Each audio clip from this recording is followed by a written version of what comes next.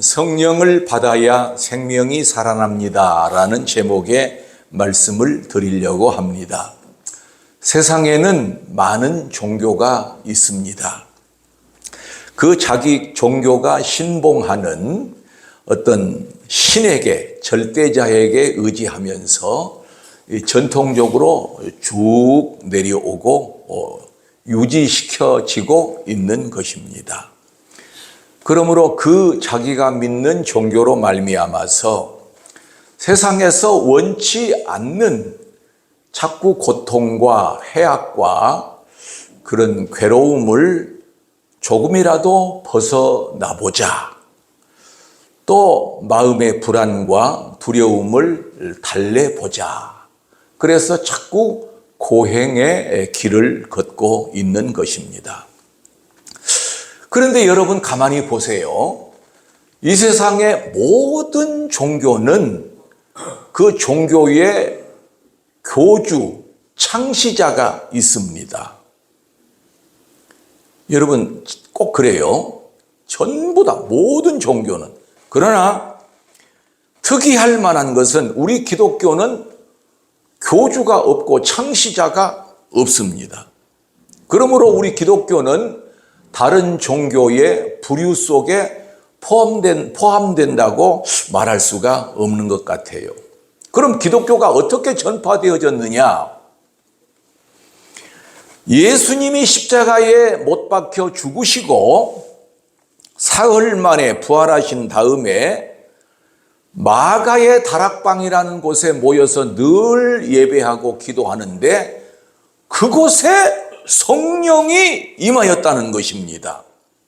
성령이 임하여지기 시작하니까 사람들이 놀랍도록 변화되어지고 그 다음부터 기독교가 전파되기 시작하는데 이거는 물밀듯이 막 홍수와 같이 복음이 전해지게 되었다는 것입니다. 그 120문도라고 그러죠. 마가 다락방에 모여있던 수가 120명. 그 사람들이 특별히 학식이 높은 것도 아니고 경험이 많은 것도 아니고 공부를 많이 한 사람도 아니고 그런데 일반적인 사람들하고 생각지도 않는 그런 비상한 말이 거기서 나오고 막 능력이 나오게 되고 사람들로서는 몹시 의아해질 수밖에 없더라는 것입니다. 네. 앞자리에, 그 자리에 좀, 안내해 주세요.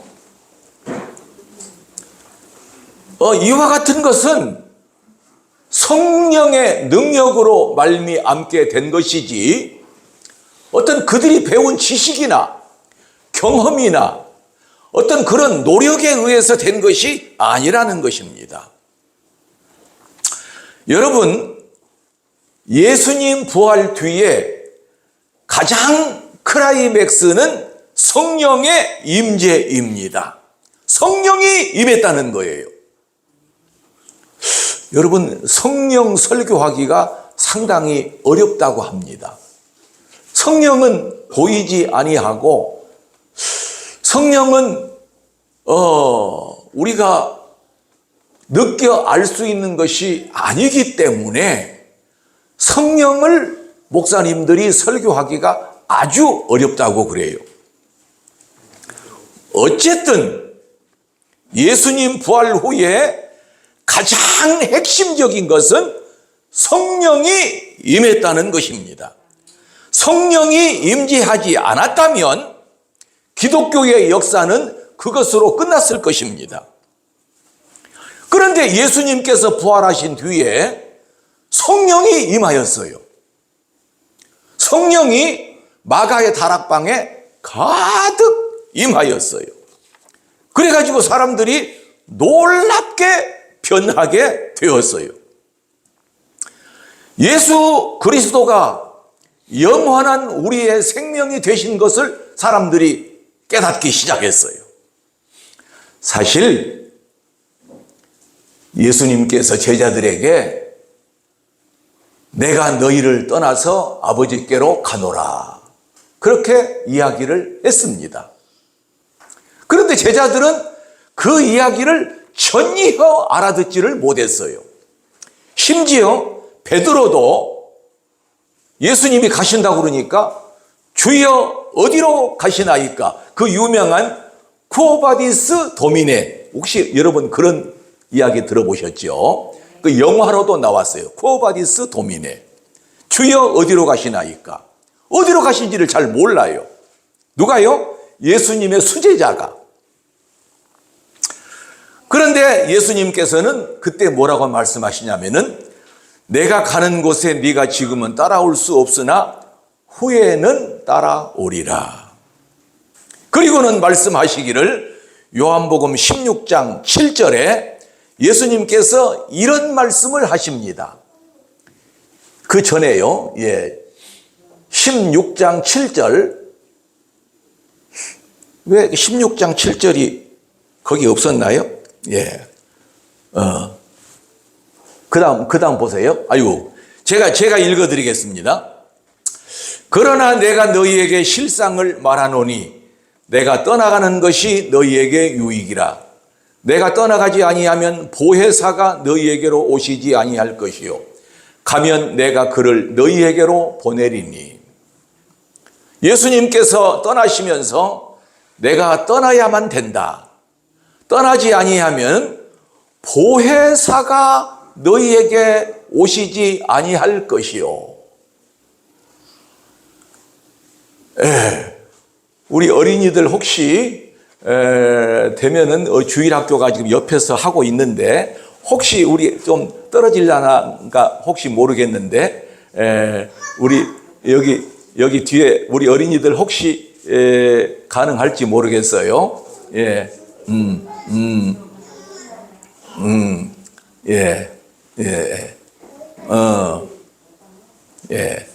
자, 예수님께서 뭐라고 말씀하셨다고요?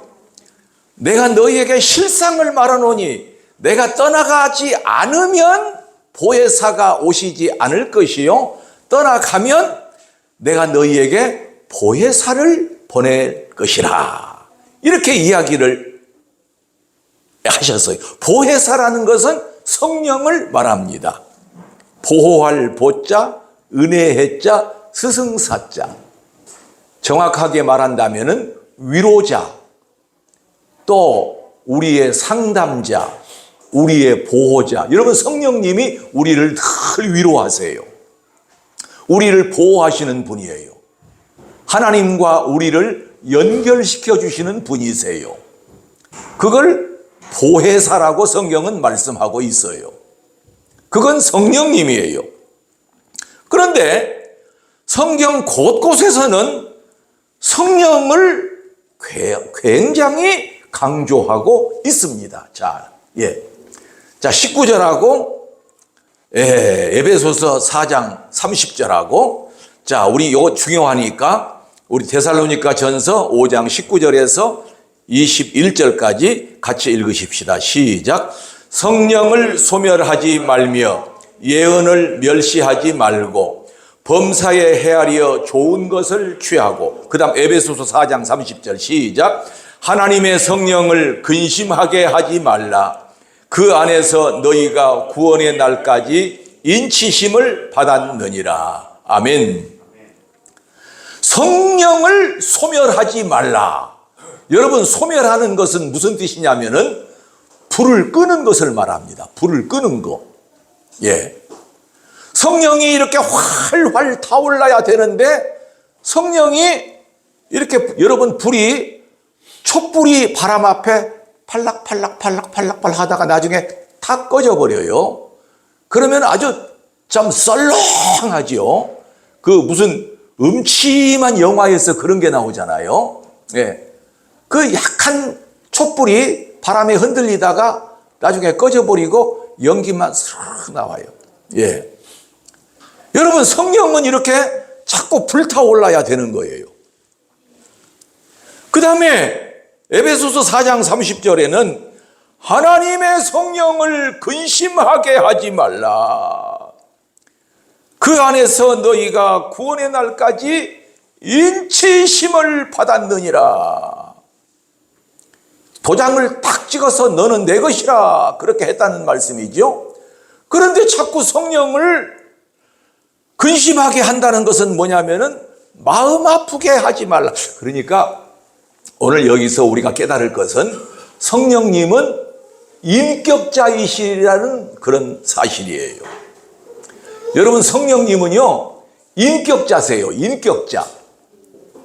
즉 우리와 같이 때로는 슬프기도 하고 때로는 기쁘기도 하고 또 때로는 애통하시기도 하시고, 우리가 하나님의 말씀을 귀 기울여 듣지 아니할 때는 어떤 성령께서 슬퍼하세요.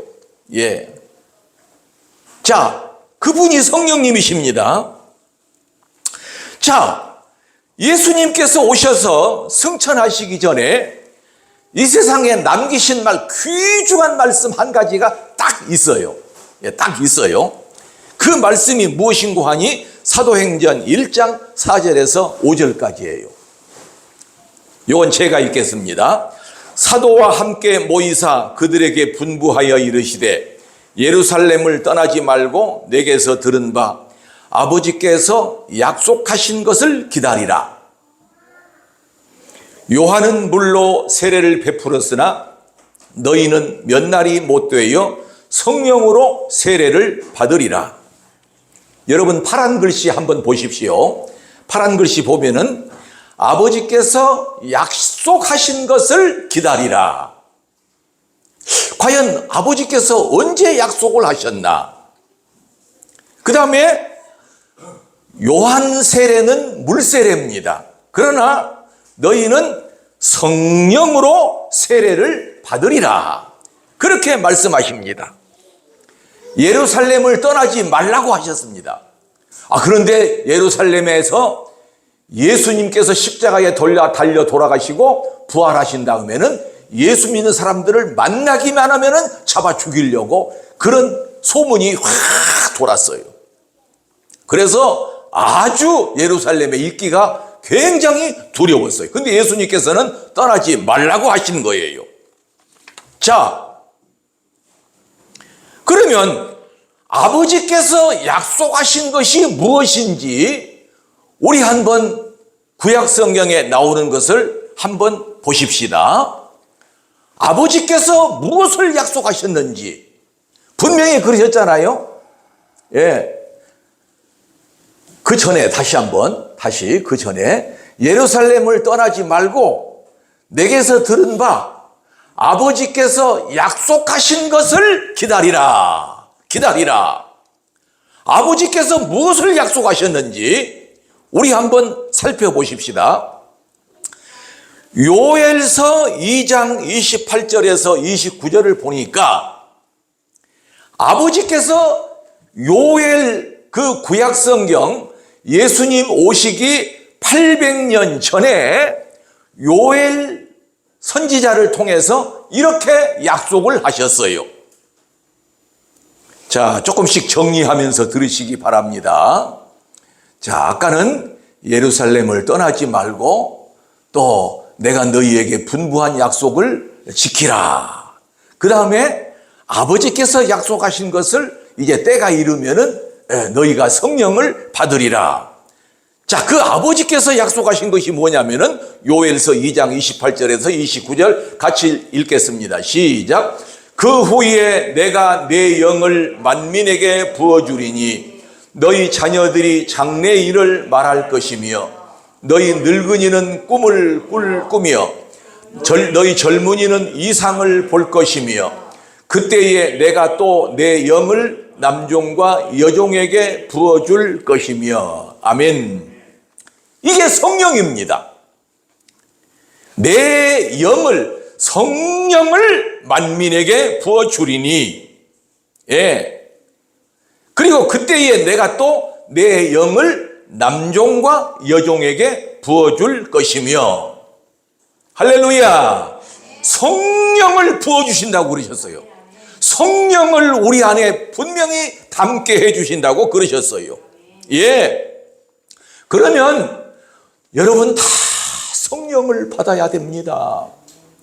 지금 성령이 잘 무엇인지, 성령이 과연 물건인지 어떤 사람은 막 부흥회 때 성령 받아라, 불 받아라, 막 부흥사님들은 이래요.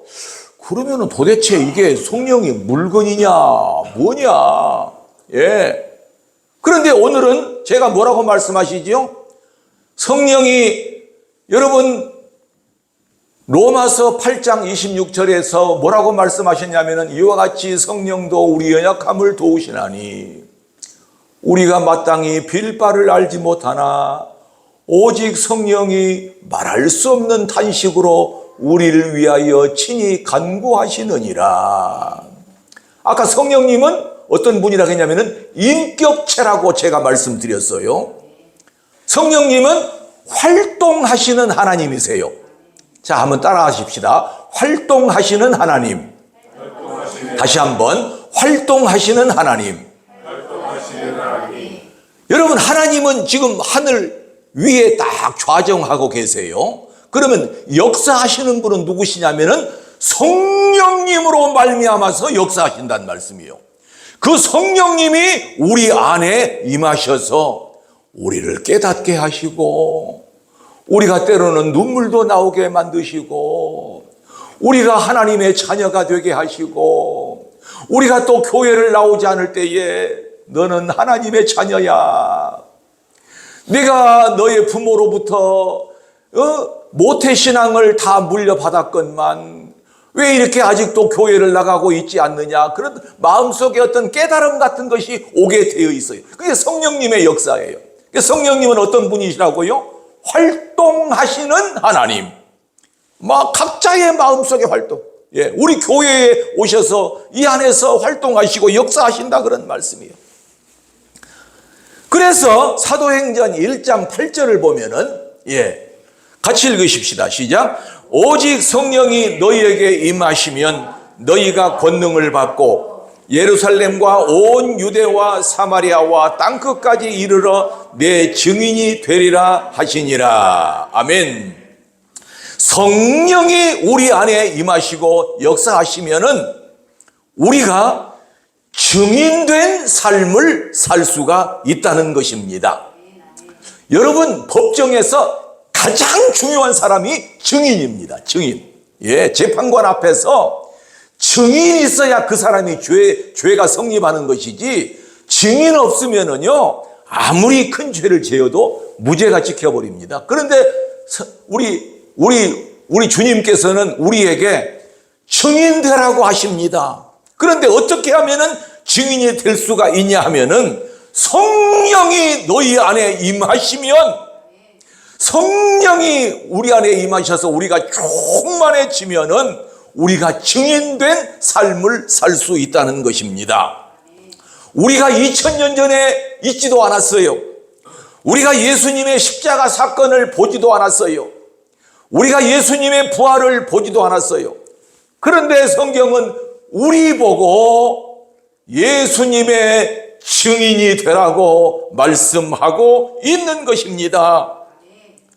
여러분, 이 말씀을 받은 제자들은 정말 주님의 말씀대로 예루살렘을 떠나지 않고 칼과 창을 피해서 모여서 예배를 드리고 있었습니다.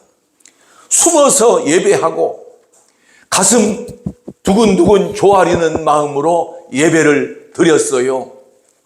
그런데 그렇게 예배를 드리는 지 50일째 되는 날, 사도행전 1장에 보면은 기록되어 있어요. 50일째 되는 날 갑자기 그 마가의 다락방에 성령이 임했다는 거예요. 그래가지고 예전 사람들이 아니게 된 거예요. 막 방언이 터지고, 막 사람들이 능력이 임하고, 사람들에게 그 가슴 속에 벅찬 감동이 있어지고, 막 생명력이 일어나게 된 것입니다. 전에는 무서워서 문을 걸어 잠그고 두려움 속에서 칼과 창을 피해서 조용히 예배를 드렸는데, 이제는 걸어 잠갔던 문고리를 전부 다 열어 젖혔던 거예요. 죽으면 죽으리라. 여러분, 생사를 초월했던 그런 마음이 그런 담대한 마음이 생겼던 것입니다. 자기들을 위협하여 죽이겠다고 하는 사람들을 향해서 이제 뛰쳐나가서 예수 그리스도는 부활하셨다. 예수 그리스도는 다시 살아나셨다. 이렇게 전파하기를 시작한 것입니다. 그런데 놀라운 사실은 이제 그런 사도들을 통하여서 놀라운 기사와 표적이 나타나고 담대함이 나타나니까 그 주변에 있던 사람들이 오히려 사도들을 두려워했다는 사실입니다. 반대가 돼버려요. 이거 잘못했다가는 큰일 나겠거든요. 그때 그 주변에 예루살렘에 있던 사람들은 다 종교인들이에요. 예수 그리스도는 몰랐지만은 하나님은 다 잘 섬기는 율법에 철저한 사람들이었어요. 그러니까 그들이 두려워할 수밖에 없었던 것이지요. 여러분, 우리도 신앙생활을 하면서 성령을 받지 않고 신앙생활을 하면은 사람을 보게 되어 있어요.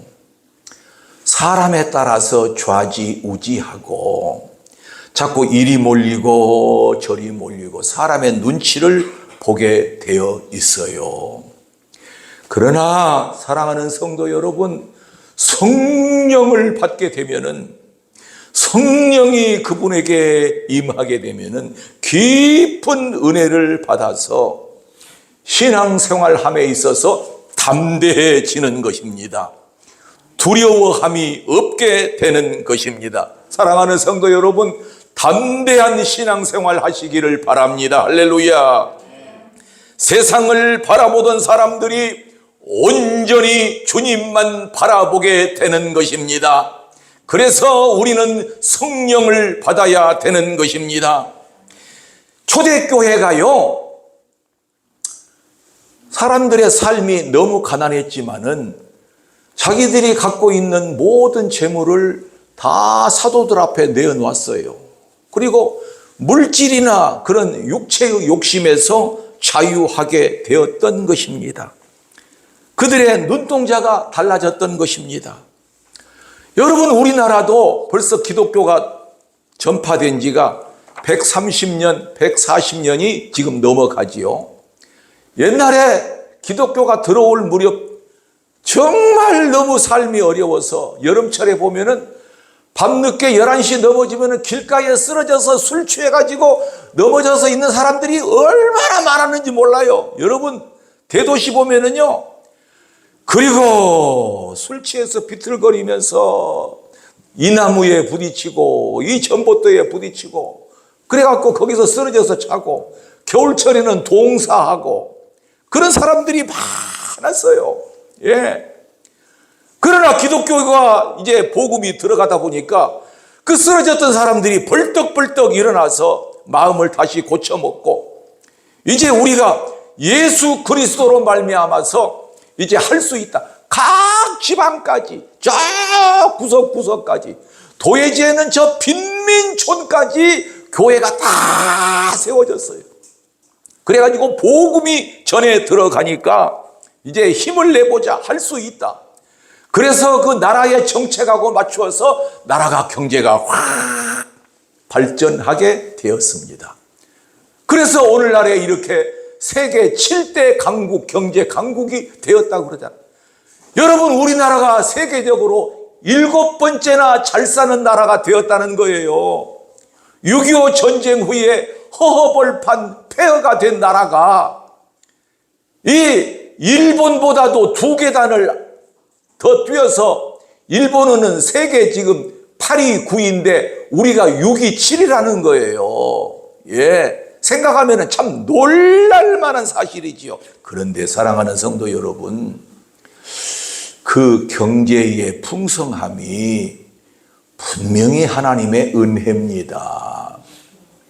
하나님의 은혜로 이렇게 우리가 잘 살게 되고, 지금 북한에서는 쌀밥에다가 고깃국 먹는 것이 소원인데 우리나라는 쌀이 남아돌아서 양곡관리법을 국회에서 통과시켰는데 대통령이 그것을 거부했냐 안 했냐 난리고, 쌀 남아서 걱정이고 괜히 쌀을 창고에 갖다가 보관을 하면은 보관료만 1조가 들어간다는 거예요. 그래가지고 그 3년 있다가 묵은 쌀을 막걸리 만드는 데다가 다 내와서 처음 사들이는 값에 3분의 1로 다시 되판다는 거예요. 이런 일이 세상에 우리나라에 있어진다니까요. 괜히 그것을 3년 동안 창고에 묵혀둬. 예? 그래가지고 이제 벌레 날라고 그러면은 이제는 막걸리 만드는데 쌀과자 만드는 데다가 이제 3분의 1 가격으로 팔아. 그러니까 대통령이 그것을 지금 거부했어. 그러니까 야당에서는 왜 그것을 거부하느냐? 예? 그러니까 대통령 쪽에서는 뭐라고 말하냐면은 그러면 농부들이 이제 잘 됐다. 아무리 쌀이 남아도 정부에서 다 사들일 것이니까 더 쌀 농사를 더 많이 짓자. 이래가지고 이제 악화가 되고 우리 국민이 세금으로 그것을 전부 다 부담해야 한다. 여러분, 우리가 지금 이렇게 생겼어요. 우리는 물질의 풍성함이 오히려 우리의 영혼을 점점 깎아 먹어 들어가는, 성령이 왜 오히려 축소당하는, 아까 성령을 소멸하지 말라 그랬어요. 성령을 근심하게 하지 말라 그랬어요. 그런데 물질의 풍성함이 우리 성령님을 자꾸 이렇게 왜소하게 만든다는 거예요.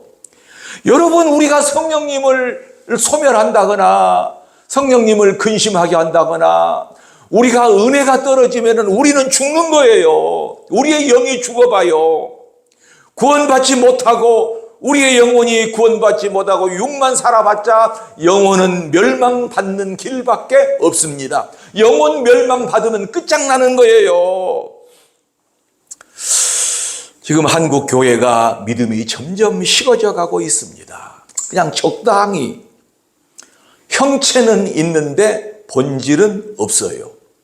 교회는 다니는데 어쩐지 찬송도 힘이 없고 기도에 간절함이 없고 그냥 앉았다가 가면은 그걸로 끝난다는 거예요. 여러분, 우리가 성령을 받아야 됩니다. 성령을 받아야 그 안에 생명력이 살아나는 것입니다. 할렐루야. 성령이 역사해야만이 그 사람은 온전한 하나님의 사람이 되는 것입니다. 예. 여러분, 교회 다니는 사람이 되지 말고 정말 우리의 생명력이 성령으로 말미암아서 살아나는 역사가 있으시기를 주의 이름으로 축원합니다. 예수 그리스도의 사람이 되어야 돼요. 예. 예수 그리스도의 사람이 되지 아니하면, 예, 우리는 그림자 같아요. 예수 믿는 그림자. 여러분, 예수 믿는 그림자가 뭐예요? 형체가 없어요. 여러분, 그 그림자는 사람의 모양하고 똑같이 닮았어요. 그림자 속에도 귀가 있고 손이 있고 그래요. 여러분, 신앙도 충분히 그럴 수가 있다는 거예요. 예? 여러분, 형체만 있는 신앙은 죽은 것이에요. 예. 성령에 임하도록 기도하셔야 돼요. 아까 제가 뭐라고 말씀드렸어요? 성령은 갈급한 자에게 임한다. 여러분, 우리 하나님께서 우리가 성령을 간절히 갈구하고 간절히 바라고 있으면은 왜 성령님을 부어주시지 아니하겠어요? 예. 여러분, 성령을 받으면은 사람을 바라보지 않아요. 나의 인간사의 모든 일을 주관하시는 분은 하나님이시라는 것이 믿어지게 돼요. 여러분, 믿어지면은 그 다음부터는 더 이상 할 일이 없어요. 하나님의 존재가 믿어지고 하나님의 살아계심이 믿어지면 그 다음부터는요, 그 사람의 인생은 하나님께서 책임져 주시는 거예요. 할렐루야. 여러분, 가정이 왜 행복한 줄 아세요? 가정은요, 엄마가 아빠가 쫄쫄 굶어도 그 어린, 옛날에 그랬어요. 옛날에 우리 어머니 할머니들은요, 자기는 그렇게 배가 고파서 그 우물가에 가서 물을 한두 금씩 이렇게 마시면서도 배부르다 그러고 자기 자식의 입에는 기어이 쌀밥 넣어주는 거예요. 예, 그건 그 가정에 사랑이 넘쳐나기 때문이에요. 마찬가지로 우리 교회도 사랑이 있어야 되는 거예요. 사랑이 있으려면은 그 안에 성령님이 임하셔야 되는 거예요. 성령님이 임하시게 되면은 하나님이 믿어져요. 천국이 믿어지게 되는 거예요. 천국이 믿어지게 되면은 우리는 교회를 안 나올래야 안 나올 수가 없는 거예요. 시험 받는 것, 어떤 사람은 시험 받았다 그래요. 내가 어느 교회 나가가지고 목사님에게 시험 받고 어느 성도에게 시험 받았다. 그것은요, 나의 이 조그마한 육체 덩어리를 만족시켜주지 못하고 뭔가 핀트가 잘못 나갔다는 거거든요. 예? 내 생각하고 조금 안 맞다는 거예요. 그건 성령님의 역사가 아니에요. 성령님이 강하게 역사하면은요, 항상 우리는 주여 아멘 믿습니다. 믿습니다. 나는 하나님 앞에 부족한 것밖에 없습니다. 여러분 그렇게 기도하세요. 성령님이여 임하시옵소서. 내가 지금까지 잘못 산 것 많습니다. 여러분 그때 당시에 예수 믿는 사람들을 아주 죽이려고 하고 부활신앙을 전하지 못하게 했어요. 막 절대로 이제 그런 말을 하지 말라. 그럴 때에 베드로가 뭐라고 이야기했냐면요, 사도행전 4장 19절에 여러분 얼마나 담대한 말씀을 했는지 같이 크게 한번 읽어봅시다. 4장 19절 20절 시작. 하나님 앞에서 너희 말을 듣는 것이 하나님의 말씀을 듣는 것보다 옳은가 판단하라. 우리는 보고 들은 것을 말하지 아니할 수 없다 하니. 할렐루야. 너희 말을 듣는 것이 옳으냐, 하나님의 말씀을 듣는 것이 옳으냐. 그들은 그때는 총이 없었겠죠. 창칼 앞에서도 두려워하지 않았어요. 죽음을 여러분 우리에게 성령이 임하면은요, 절대적으로 하나님을 섬기게 되어 있어요. 주일날 예배 안 빠지게 되어 있어요. 예. 그리고 하나님 앞에 나의 모든 것을 내어놓고 주님밖에 없습니다. 내가 이 세상에 살아서 먹으면 얼마나 많이 먹고 내가 구경 가고 세계 여행을 하면은 무엇이 그렇게 좋겠습니까? 나는 하나님을 섬기면서 주 예수 그리스도의 길을 가는 것이 그것으로 만족할 따름입니다. 그 생각이 자꾸 들어져요. 왜 그래요? 성령을 받았기 때문에. 성령을 받으면 왜 그래요? 믿어지니까. 여러분 믿어지시기를 주의 이름으로 축원합니다. 믿어져야 돼요. 지금도요, 여러분들 마음속에 내가 전부 다 들어가 보지를 못했어요. 어떻게 여러분들의 마음을 제가 압니까? 여러분 성령이 임하시게 되면은 다 믿어지게 되는 것입니다. 여러분 성령 받지 않고 목회자가 목회하면 그 목회는 헛것이에요. 맨날 웃기는 소리나 하고 그럭저럭 시간 때우려고 하는, 나는 그런 사람을 너무나 많이 봤어요.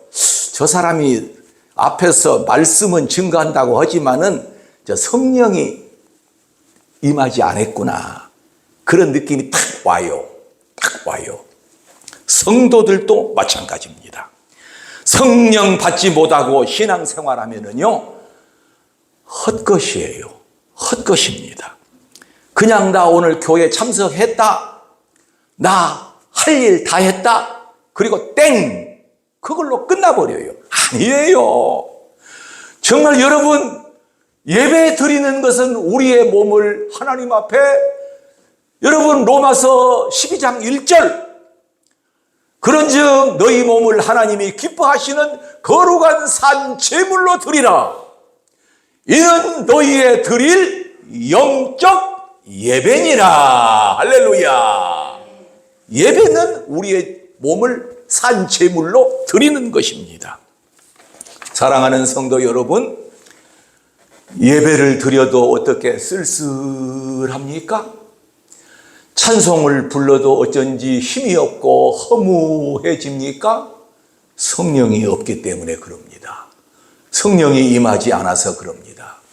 성령을 받아야 합니다. 성령은 하나님 앞에 갈급하게 구하면은 틀림없이 임합니다. 여러분, 오늘 우리가 이제 한 1, 2분 정도 성령을 받기 위해서 기도해야겠어요. 갑자기 그 생각이 들어요. 여러분, 지금은 만물이 소생하는, 약동하는 봄철입니다. 지금 아무리 딱딱한 그 땅에서도 그 난초 같은 거 올라온 거 보세요. 난초. 보면은 그 땅이 사람들이 밟아가지고 맨들맨들한데도 그 흙이 갈라졌어. 톡 튀어나와서 갈라졌어. 그리고 그 안에서 그 난초 같은 것이 그 이렇게 삐죽이 올라와요. 신비로워요. 참 어떻게 저것이 힘이, 그 연한 새싹이 저렇게 굳어진 땅을 밀고 올라와서 그 흙이 맨들맨들한데 조각이 돼가지고 비틀어져가지고 올라온다니까. 여러분, 올라와요. 그거 보셨죠? 아니, 저게 어떻게 계란 껍질 같은 것을 어떻게 뚫고 저렇게 올라올 수가 있단 말인가? 생명력이 있기 때문에 그래요. 여러분, 생명력 있는 신앙생활 하시기를 주의 이름으로 축원합니다. 그러기 위해서는 성령을 받아야 돼요.